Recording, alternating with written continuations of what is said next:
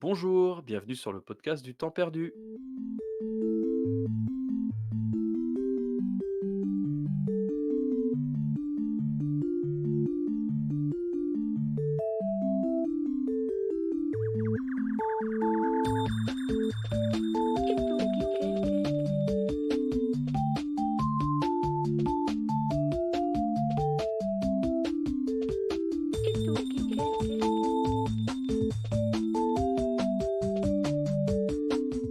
Bonjour Doki Doc, comment ça va? Ça va et toi, Aurélie?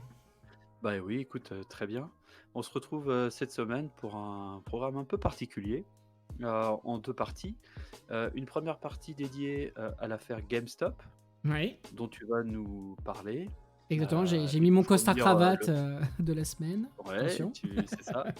Euh, on peut quand même dire que tu es un peu expert sur le sujet. Et une deuxième partie où je vous parlerai de Cyber Shadow, le jeu indé sorti la semaine dernière. Pour commencer, donc, l'affaire GameStop, c'est une affaire financière d'abord, hein. Alors, GameStop, juste pour vous faire une présentation un peu générale, c'est la chaîne de magasins de vente de jeux américaine, physique, que l'on retrouve dans les centres commerciaux. En Europe et en France notamment, en tout cas, on la retrouve sous le nom Micromania aujourd'hui. Oui. Voilà. Ils Micromania ont racheté la Zing, chaîne si on veut être exact. Micromania, Ouais. ouais, Mm. exactement. Donc tu vas nous faire un petit exposé de ce qui s'est passé parce que c'est une affaire d'abord financière, mais qui au final est assez révélatrice de l'état du marché du jeu vidéo. Ça sera là pour la conclusion. Oui, Mais est-ce que tu peux nous faire un petit exposé de ce qui s'est passé? ouais, bien sûr. Alors, on va pas du tout rentrer dans des détails macroéconomie, micro. Pas du tout. On va essayer de simplifier au maximum le discours. Je vais essayer de vous expliquer un peu les tenants et les aboutissants des remous qu'on a depuis, on va dire, début janvier sur cette histoire-là. Et en étant vraiment le plus simple possible. D'ailleurs, s'il y a des choses, n'hésite pas, Orchidée, qui sortent un petit peu de ta compréhension, n'hésite pas à me couper et je reviendrai dessus sans aucun problème. Mais vous allez voir, en Et il y en 5 a quelques-unes. minutes, ouais, et il y en a quelques-unes, mais en 5 minutes, vraiment, c'est mon challenge, en 5 minutes, vous faire comprendre ce qui se passe. En gros, si on part de la base du fonctionnement de la bourse, d'accord, aujourd'hui, je vais sur les marchés, j'achète une part d'une société, donc une action, parce que je pense qu'elle va faire des bons chiffres, parce que c'est une entreprise qui me plaît, parce qu'il y a pas mal de choses qui font que. Et j'attends du coup que Un beau cette action. potentiel. Exactement, il y a un beau potentiel. Et du coup, j'attends que cette action augmente de par ces bons résultats-là.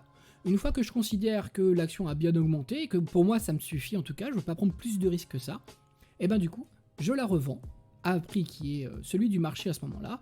Et si je la revends plus cher, et ben j'ai fait ce qu'on appelle une plus-value, c'est-à-dire la différence entre ce que j'ai acheté et combien je l'ai vendu. Et c'est là que je gagne de l'argent en fait réellement. Ça veut dire aussi que si l'entreprise perd de l'argent, on est bien d'accord, je perds aussi là-dessus si je revends mon action. Voilà, c'est le risque de l'action aujourd'hui. Ce qui est moins connu du grand public, c'est qu'il y a un moyen en fait aussi de gagner de l'argent en pariant sur la baisse d'une entreprise. Et ça, c'est beaucoup moins connu. Je vais vous donner un exemple précis, vous allez voir, c'est très simple à comprendre. J'ai une action aujourd'hui qui vaut 10 euros. D'accord. Je suis persuadé que l'action, ou l'entreprise du moins à qui elle appartient, va pas très bien.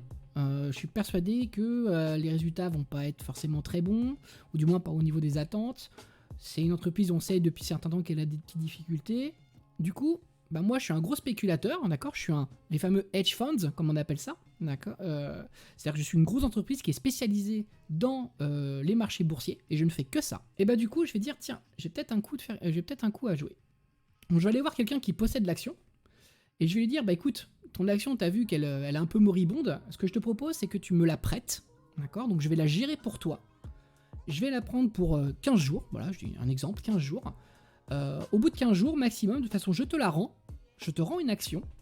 Et en plus de ça, bah pour te dédommager du fait que toi tu n'aies pas pu peut-être gagner un peu d'argent avec, je ne sais pas, ou autre, et ben je te redonnerai 1 euro supplémentaire. Donc c'est-à-dire que je vais te redonner une action qui vaut 10 euros aujourd'hui, plus 1 euro. Une fois que c'est acté, le mec dit ok, pas de problème, ça va me permettre de faire un petit peu de gras sur cette action qui est en effet pas top. Donc je la prends en gestion. Et ça, c'est ce qu'on appelle le short selling. C'est-à-dire que je vais pouvoir travailler avec cette action-là en ne l'ayant pas véritablement. Donc c'est ce qu'on appelle une vente à découvert. Donc en France, on appelle ça une vente à découvert. Dans les pays anglo-saxons, ça s'appelle le short selling. Donc j'ai donc cette action en prêt. Et puis bah, je vais arriver sur les marchés et je vais dire bah tiens, bonjour le marché, qui veut mon action, qui n'est pas réellement la mienne bien sûr, à 8 euros. Alors qu'aujourd'hui, je vous rappelle qu'elle vaut 10 euros. Forcément, ça va attirer du monde. Elle est moins chère que le marché.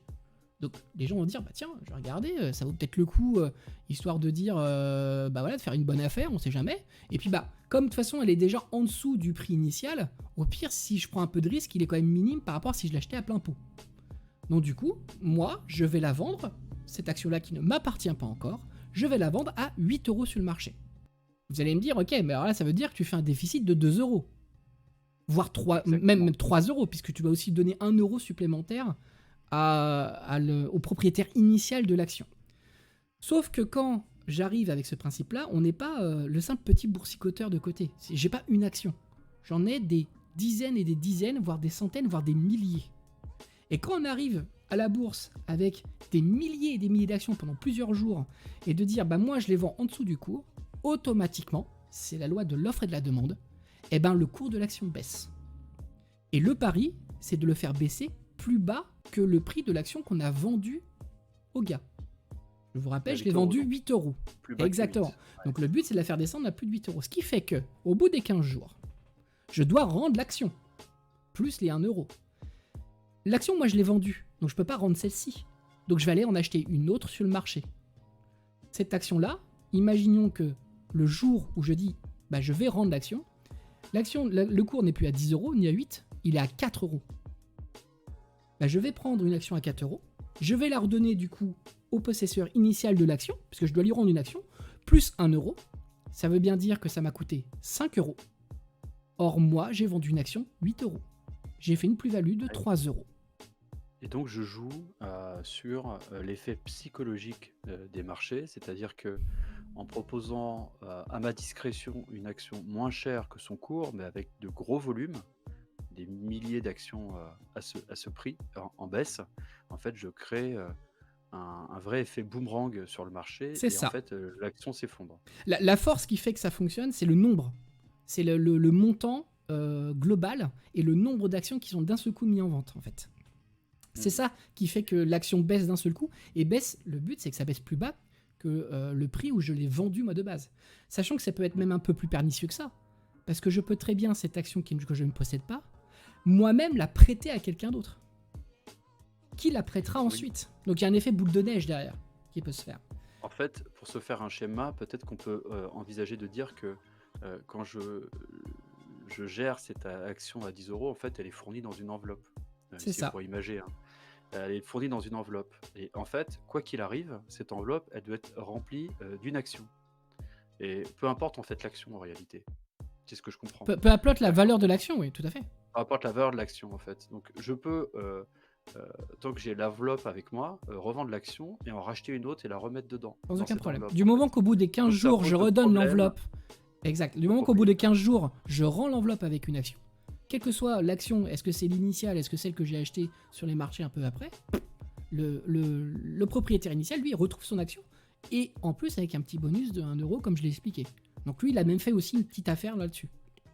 Alors, donc si on prend ce contexte-là, qui sont des pratiques courantes sur les marchés. C'est pas illégal, contrairement à ce qu'on pourrait penser, c'est pas du tout illégal. Non, c'est très légal. Donc dans le contexte GameStop, qu'est-ce qui s'est passé avec les petits porteurs dits de Reddit, le forum américain bien connu? Ouais, exact. En fait, ce qui s'est passé, c'est que GameStop, donc pour vous donner la situation, est une entreprise qui va pas forcément très bien. Premièrement, elle s'est pris de plein fouet en fait la transformation de mode de consommation des jeux vidéo, parce qu'elle est spécialisée vraiment là-dedans, avec le digital, tout simplement.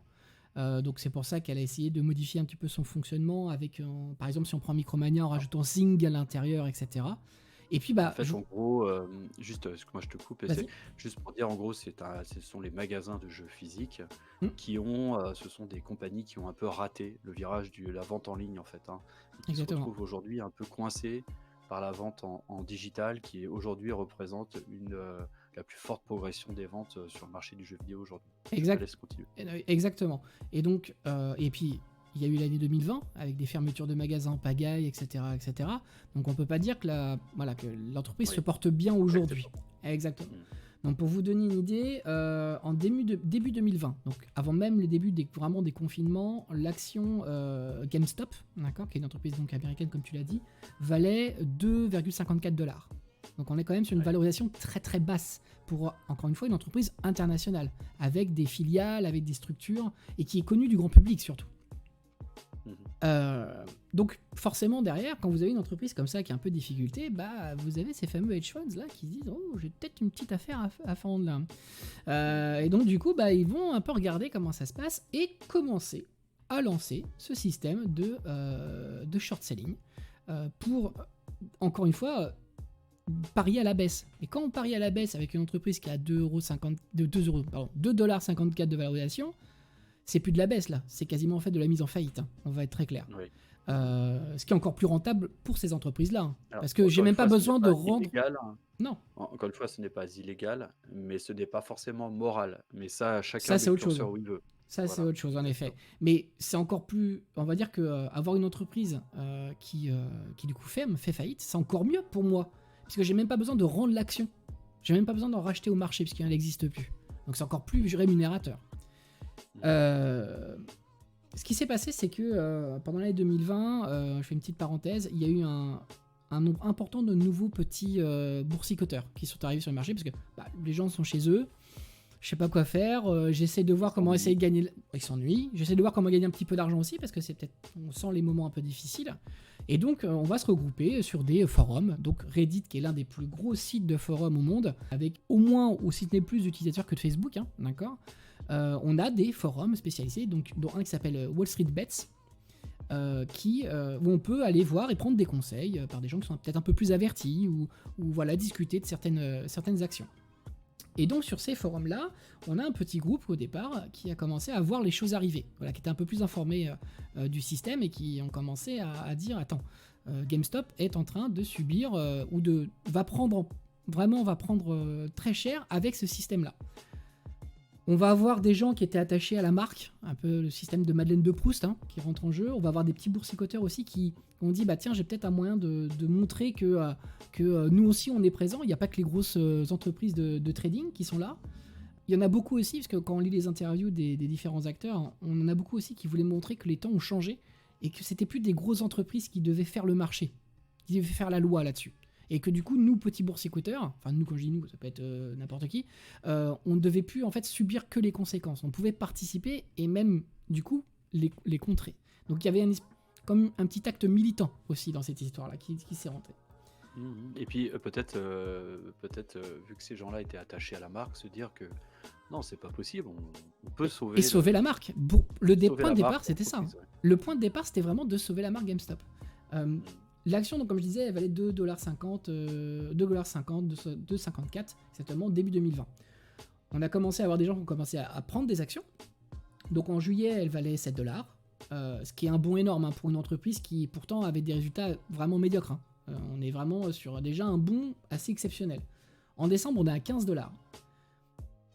C'est toujours soutenu par les petits boursicoteurs. Les hedge funds regardent ça un peu de haut et bon, ils disent ok, bon, ils tentent le coup, histoire de dire qu'on va essayer de gagner un petit peu d'argent sur cette histoire-là. Comme il y a eu un bond entre 2,54$ et 15$, ils sont persuadés aussi que les petits boursicoteurs vont dire bah, attendez, je retire mes billes parce que j'ai quand même gagné pas mal. Et donc voilà, c'est bien gentil votre histoire, mais c'est fini maintenant. Et donc on dit, moi je continue à garder mes positions, je continue ce que je sais faire, c'est-à-dire du short selling, et je vais attendre que le cours rebaisse, parce qu'il va rebaisser. Ce qui n'était pas prévu directement, c'est que déjà, on continue à avoir des gens qui viennent dessus. C'est-à-dire que les petits boursicoteurs, hein, comme on peut les appeler, ont continué à mettre des billets, et ont même grandi en termes de nombre. Et ça, c'est quelque chose qui est nouveau. Alors, ouais, et on peut les comprendre puisque l'action est tellement basse qu'en définitive, à force de supporter l'action, en fait, l'action va remonter. Sauf que là, on était déjà... Eux-mêmes qui auront acheté le prix très bas, en fait, vont se retrouver des actions qui voilà, attention, une grosse plus-value. Là, l'action avait déjà augmenté. C'est là-dessus que jouaient les hedge funds, en se dire, l'action elle a augmenté, donc on va avoir de moins en moins de monde qui va venir sur le site, sur cette action-là, un peu de contradiction par rapport à ce qu'on veut faire. Ça n'a pas été le cas. Ils ont tenu bon. Il y a eu, quand on va sur Reddit, on trouve des messages, des vieux messages où on voit tenez bon les gars, on est avec vous, on vous aidera s'il le faut, etc. qu'on a commencé à avoir aussi tout simplement des gens un peu de l'extérieur de cette histoire-là qui ont commencé à parler en disant voilà, c'est une bonne action, continuez, tenez bon. Dont par exemple Elon Musk, qui a failli perdre Tesla dans les années 2010 à cause d'une histoire de short selling. Hein. Donc je peux vous assurer que lui, il a la dent dure. Hein. Donc quand il est arrivé, qu'il a vu cette histoire-là, il a tout de suite communiqué dessus. Donc quelqu'un comme Elon Musk qui communique là-dessus, ça donne une bouffée d'air en fait au forum qui commence à se faire connaître. Ce qui les a fait connaître aussi, c'est le fait que GameStop a annoncé des résultats qui étaient un peu meilleurs que ceux attendus du part de la vente de PlayStation 5 et de Xbox Series X. Et donc derrière, il y a de la communication officielle qui a été faite, qui a fait effet boule de neige dans les forums Reddit et qui a attiré encore plus de monde. C'est-à-dire qu'on est arrivé, en fait au début on était plutôt à des dizaines de milliers d'utilisateurs de ce forum-là, on est arrivé à plus de 6 millions. Ouais, quand même. Ça veut dire quoi quand on a d'un coup une masse énorme qui arrive sur ce projet-là? Eh bien, tout simplement, ça fait qu'en une semaine, le titre il est passé d'une vingtaine de dollars à $347 au 27 janvier. En une semaine. Et là, pour les hedge funds, c'est la loose totale. Hein. C'est-à-dire que le titre ne descend pas, voire même il augmente extrêmement fortement. Enfin, on a plus de 140 fois le prix initial. Hein. D'accord ? Seulement moi, j'arrive au terme de mon contrat de location. Et je dois rendre l'action. Et donc, moi derrière, si je veux honorer, parce que je dois honorer mon contrat de location, je dois du coup m'atteler à acheter une action qui est à $347, alors que moi je l'ai prise à $2,54, pardon.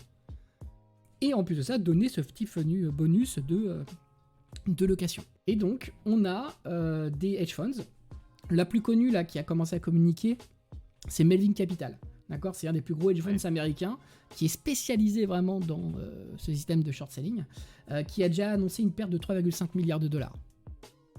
Ça les a obligés, pour respecter leur contrat d'engagement de location, à aller demander des fonds à leurs concurrents, mais également des prêts bancaires. Hein. Donc là, on a une situation très très problématique pour cette entreprise-là. Disons que pour ceux qui sont très engagés, les hedge funds très engagés sur l'action, Ah, exactement. Et ça, encore une fois, c'est qu'une partie de l'iceberg, parce que on sait très bien que, ok, ça touche GameStop, donc c'est pour ça qu'on en parle aujourd'hui, parce que c'est une entreprise qui nous touche, nous, dans le domaine auquel on parle dans ce podcast, mais ça montre surtout que on a un système qui, aujourd'hui, ça se voit là avec GameStop, mais il y a sûrement, et c'est sûrement le cas, et c'est pour ça qu'il y a des choses qui sortent tous les jours là-dessus, d'autres entreprises qui ont la même problématique aujourd'hui, c'est de se dire je suis attaqué par des hedge funds, j'ai des boursicoteurs qui se sont mis avec moi, et aujourd'hui on a des hedge funds qui commencent à annoncer qu'ils perdent énormément d'argent. Le hedge fund, qu'on soit d'accord ou pas avec ce système-là, c'est un des piliers du fonctionnement de la bourse aujourd'hui. C'est ceux qui amènent le plus de capitaux, qui font quasiment le plus de mouvements au quotidien. Avoir ces entreprises-là qui en perte de vitesse ou en perte, c'est de la perte de confiance sur les marchés. Et donc ça montre tout simplement que d'une petite boîte d'une entreprise de jeux vidéo, du fait que ça parle au niveau, encore une fois, du ressenti pur des joueurs, eh ben ça peut totalement échapper à tout contrôle. Et c'est bien ce qui inquiète aujourd'hui les différents acteurs des marchés financiers. C'est de se dire, ça on l'a vu, mais combien de choses on ne voit pas là actuellement. Il y a aussi le fait que des plateformes de trading dont se sont servis les membres du forum Reddit ont commencé à bloquer certaines opérations d'achat et de vente d'actions, alors que normalement elles ont une obligation de neutralité. Donc ça montre aussi qu'elles ne sont pas neutres, etc., etc., etc. Donc on en est qu'au début en fait de cette histoire-là réellement. On sait juste que, si je puis conclure, faut pas emmerder les gamers. Hein. On va être très clair. Hein. Voilà, c'est tout ce que j'ai à dire. Alors, en effet, alors l'affaire n'est pas terminée. Non, loin de là. Là, je regarde, hein, le cours de l'action en direct était à $325, hein, ce qui est extrêmement haut, toujours très très haut. Alors pareil, sûrement un peu artificiel, hein, par rapport à la véritable valeur de l'entreprise. Oui. Bon, c'est pas le sujet. D'ailleurs, l'entreprise, quand on écoute les dirigeants d'entreprise, ils le savent. Hein. Ils savent qu'il y a, c'est complètement virtuel ça. Et donc pour le moment, ils ne se sont pas servis. Peut-être que le $2 ou moins prôné par les hedge funds n'était pas non plus réaliste quant à la, Aussi. à la production de l'entreprise. Alors, il y a des affaires en justice hein, qui sont lancées, je crois, pour savoir si il y a délit d'initié, des choses comme ça. Donc, voilà, on va pas rentrer dans les détails. En Non. tout cas, merci beaucoup pour cet exposé très clair pour moi, en tout cas. Il fallait bien quelqu'un d'expert comme toi pour nous l'expliquer. Et puis, on va passer à un sujet beaucoup plus léger, Oui, voilà, qui s'appelle Cyber Shadow et qui est notre jeu de la semaine. exactement.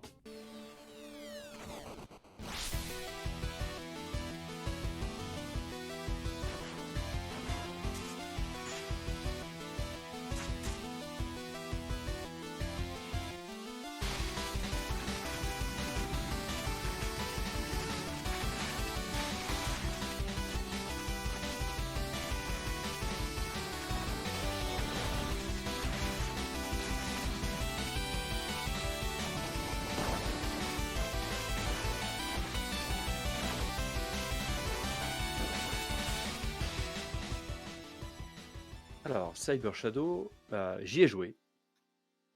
Tant Cyber mieux parce Shadow, que pas moi, j'ai pas eu le temps. Donc, ouais, c'est ça. Voilà, il est sorti sur le Game Pass la semaine dernière, si je me trompe pas, ou il y a 15 jours. Mais en tout cas, c'est très proche. mhm. Oui, je suis un joueur invétéré du Game Pass que j'adore. Donc, hein, ça c'était une parenthèse. Donc, ce jeu, c'est un jeu de plateforme action, disons. Hein, un jeu qui rappellerait pour les anciens joueurs les titres de la génération 8 bits, 8 et 16 peut-être même, de type Shinobi par exemple. En tout cas, moi, c'est ce qui me rappelle tout de suite. C'est tout à Donc, on est fait ce que j'ai pensé en regardant les premiers screens. Ouais, je suis d'accord. Ouais, c'est très shinobiesque. Voilà. Donc on est un ninja. Comme on est un ninja, on saute et on court. Voilà. Et on a un sabre, on a un katana, évidemment. C'est un jeu donc mêlant plateforme, donc c'est-à-dire agilité avec la manette, à sauter un peu partout, et les phases de combat mêlées. C'est un jeu plutôt sympathique à maîtriser. Mhm. C'est-à-dire que c'est un jeu à la maniabilité plutôt très dynamique, plutôt très fine, plutôt très pointue. J'ai pu constater des fois, petits impacts un peu louches, mais enfin, globalement, quand même, c'est très très propre. Mhm. Donc, on n'a pas de. On arrive à se mouvoir sur les niveaux de manière très dynamique. Le ninja, il y a des coups sympas. Par exemple, le ninja, en fait, c'est des petits détails, mais le ninja est capable, quand il saute, de se retourner gauche-droite. Donc, en fait, on est capable de taper et l'ennemi à droite et l'ennemi à gauche. Donc, ça, c'est plutôt D'accord. pas mal. Ouais. Voilà, donc une maniabilité franchement agréable, plutôt fine. C'est un jeu à l'environnement pixel, hein. On est dans un vieux jeu des années 90, remis au goût du jour. Donc, remis au goût du jour, ça veut dire plutôt foisonnant au niveau des environnements, malgré tout. Et surtout avec une certaine clarté. Là où on se rappelle tous quand même que les jeux des années 90, on ne voyait pas toujours très bien ce qui se passait à l'écran. Là, l'ensemble du jeu est très clair, les plateformes, les ennemis, tout se détache à peu près bien, mis à part quelques détails. Donc ça, c'est plutôt cool. On va dire que l'environnement et la maniabilité, en fait, sont vraiment à l'avenant et très agréables. Alors, c'est un jeu qui se veut cyber, donc je vais le dire en français. Donc, cyber, c'est très à la mode, et cyberpunk encore plus, n'est-ce Ah, pas? Hein. on va dire que c'est un peu Voilà. la mode. Je pense que pour 2021, on y a droit dans tous les jeux, hein. Tous les mois, on aura un jeu Ouais, c'est cyber. ça. Et alors, voilà, donc vous avez des environnements industriels, de centrales, de villes en feu, et tout ça parsemé de robots, d'ennemis. Alors très génération 8 bits. Par exemple, les premiers niveaux, vous rencontrez souvent des espèces de chauves-souris qui sont insupportables, vraiment Ah, les chaussures trajectoire à la zéro. Castlevania ou pas? Bah, c'est un peu ça, qui Ah, tournent en rond, qui font des boucles et qui vous lâchent pas, et ah mon c'est dieu. mais insupportable. Et ça, c'est les ennemis que j'ai toujours trouvé, même étant plus jeune à l'époque, que j'ai toujours trouvé mais insupportables. Déjà, je veux pas jouer à un jeu vidéo où j'ai des chauves-souris. Bah, j'avoue, voilà, ça c'est un point de blocage. Globalement, les ennemis sont très fun, très variés et tout, mais par exemple les chauves-souris des premiers niveaux, je n'en pouvais plus. C'est un truc, je sais pas, c'est peut-être des souvenirs qui datent de loin, je sais pas, qui remontent, des cauchemars, mais non, les chauves-souris avec les trajectoires bizarres, c'est quelque chose que je supporte plus en 2021, mais soit. Passons. D'une manière générale, donc des ennemis, voilà, des robots avec des réservoirs de produits chimiques sur le dos. Enfin bon, voilà, Ah oui, un vraiment des classique. ennemis très, Un classique. ouais, un classique, mais vraiment que des ennemis classiques, des platformers 2D des années 90. Alors, pour se battre, on se bat avec quoi? Donc avec un katana, évidemment. On saute de plateforme en plateforme. On abat les ennemis, on les coupe, on les découpe. Et puis viennent au fur et à mesure du jeu, en fait, sont rajoutés des armes, des compétences. Donc ça, c'est plutôt aussi très classique, hein, Hmm. comme développement. Alors, petit problème, oui, on va avoir le shuriken, on va avoir le dash, le double saut, le machin. En vrai, en fait, je pense qu'on peut finir quasiment le jeu simplement avec le sabre. J'ai pas trouvé les apports, forcément des nouvelles armes, forcément Ouais. super intéressantes. Tu te dis pas que pour Voilà. passer un des tableaux, t'es obligé absolument d'utiliser cette arme en particulier, quoi. Si, alors sur la partie saut peut-être, mais en tout Ouais. cas sur la partie ennemi, à proprement parler. Oui, je parlais vraiment des armes en euh, elles-mêmes, parce qu'après le saut, on sait toujours que c'est là parce qu'il y a des plateformes non, qui sont non, pas sur terribles, les mais... armes, franchement le sabre c'est bien. Ok. Tu peux très bien te débrouiller. Et puis c'est ce qu'il y a le plus précis. Alors, par exemple, les armes de lancer vont t'aider à passer les niveaux de manière un peu plus sécure, quoi. Mhm. Mais rien n'est impossible. En gros, avec le sabre. En tout cas, c'est un peu ce que je retiens. Donc Ok. ça, c'est un petit peu un point faible pour moi, puisqu'on attend les améliorations, mais au final, elles sont pas si forcément pertinentes que ça. Ok. Alors donc c'est un jeu sympa, avec une ambiance sympa, une musique pareil, 8 bits, hein, très enlevée, moi que j'aime beaucoup. Bref, moi c'est le genre de contexte de jeu, personnellement, que j'adore, c'est-à-dire me replonger dans mes jeux de quand j'étais plus jeune. Donc j'imagine que le jeu s'adresse donc à des gens un peu plus âgés aujourd'hui que la génération 10-15 ans. Mhm. Mais c'est un jeu qui pour moi est significatif de ce qu'on trouve aujourd'hui. C'est un jeu extrêmement dur, un jeu très difficile, un jeu qui vous oblige en fait à apprendre pas à pas chaque tableau pour en sortir. Toi, Doki Dog, ça va te rappeler d'autres jeux, un peu à la Katana Zero, etc. Alors Ouais, oui, oui et non. Katana Zero est oui et pas si non. dur que ça, en fait, réellement. Ouais, c'est ça. Disons que là, les ennemis ne sont pas difficiles à battre.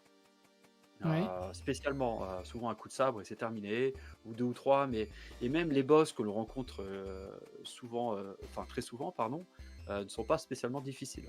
Par contre, ce qui est pensé, c'est que par les devs, c'est que la difficulté va venir en fait du mix entre le positionnement des ennemis et la map en elle-même en fait. C'est-à-dire que les ennemis sont mis de façon à ce que tout va demander beaucoup de dextérité à la manette. Donc c'est très difficile, on meurt très souvent et on recommence très souvent. Heureusement, les points de sauvegarde sont espacés, mais ça va. Je veux dire, c'est qu'après plusieurs essais, on comprend, etc., comment on peut faire.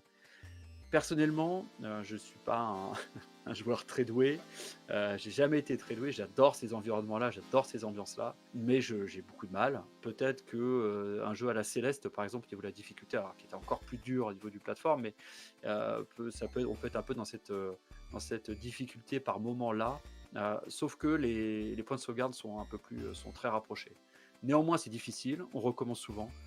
Et c'est un peu, Ouais, comment dire, pas un coup de gueule, mais il y a de la frustration, quoi. Ça peut arriver très vite, ça. ouais, moi, voilà, voilà, beaucoup de frustration. Pourquoi? Parce Mhm. que j'aurais envie de jouer à ce jeu comme je jouais à mes Shinobi dans les années 90, c'est-à-dire que c'était pas toujours facile, mais c'était pas toujours très dur non plus.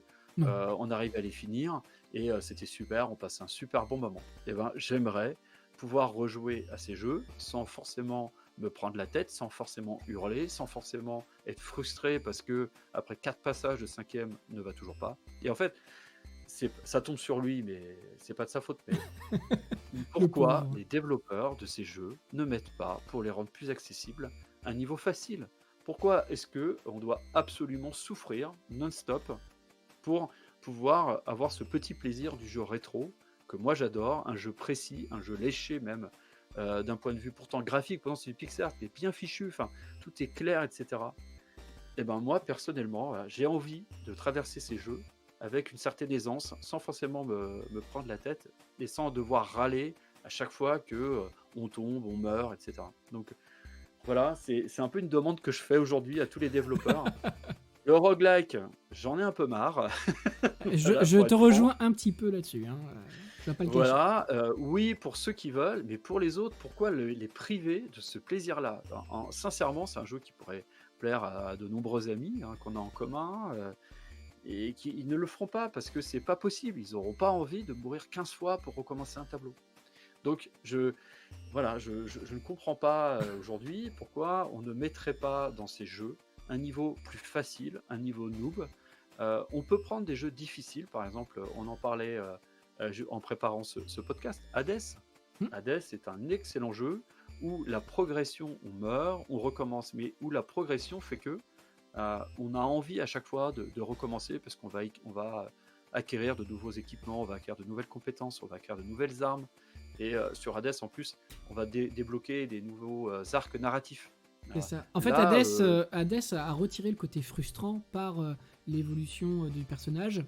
En effet, tu l'as dit toi-même, par le côté narratif qu'il y a dans le jeu, les histoires qu'on peut entendre, les personnages qu'on découvre. ouais, En ça, fait, c'est à chouette. chaque fois qu'on recommence une run, on sait qu'on peut aller potentiellement plus loin, ce qui n'est pas le cas Même dans dans des jeux. l'histoire. Voilà, et même dans l'histoire. Même dans l'histoire. Contrairement à un Cyber Shadow, si je reprends voilà, celui dont on parle, où en gros tout est basé sur le skill. Mais seulement Oui. le skill, il ne s'acquiert pas en 2 minutes, quoi. Et ça demande énormément de temps, énormément d'investissement. Aujourd'hui, ce qui est dommage, c'est que des petites pépites comme on peut avoir, beaucoup de gens vont pas les terminer. Ou alors, ça peut, parfois, malheureusement, c'est pour cacher aussi d'autres défauts du type problème de game design ou de durée de vie aussi. Hein. Moi, je suis persuadé que certains, ils auraient très bien pu être beaucoup moins durs, mais s'ils étaient moins durs, on les finirait en 2 heures et non pas 8. C'est pas faux. Alors, c'est pas faux, sachant Voilà. que je pense que celui-là n'est pas très long, Mm. en effet. Les joueurs les plus aguerris, hein, on retrouve des runs sur Internet et finissent en quelques heures seulement.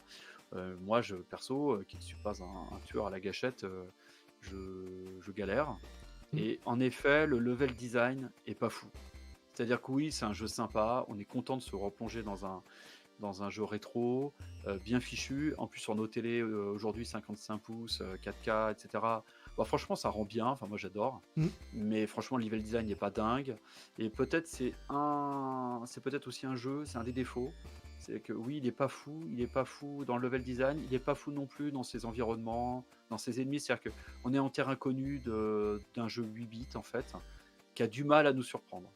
Voilà, c'est un hommage à l'époque, mais pareil, il y a pas cette surprise qui vient un peu nous éclairer nos parties, enfin voilà, que ce soit au niveau du gameplay, que ce soit au niveau Il du manque ce qui fait tout le sel de Hades.